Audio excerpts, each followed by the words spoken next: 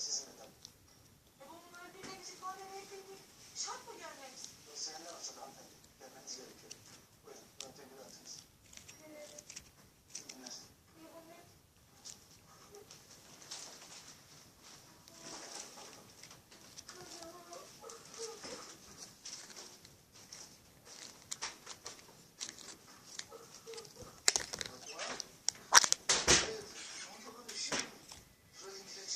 Polis ifade vermeye çağırıyor. Ne yapacağım ben? Kızım, ne yapacağım ya? Daha önce karakolda ne dediysen aynısını söyleyeceğim Fatma. Ay yapma kuzum ya. Yapma Allah'ını seversen şu suratıma hiç gitme ağlama ya. Zaten polisin elinde bir şey yok yine. Tespih buldun mu? Yok bulamadım. Bak diğer yarıldı içine götürsem ya arkadaş ya. Ama bulacağım merak etmesin. Nasıl bulacağım ben? Cevabı bu tespih eğer polislerin eline geçerse sonumuz olur. Fatma hiçbir şey olmasa senin şu paniğini bize gene verecekler. Ya sen bana güvenmiyorsun.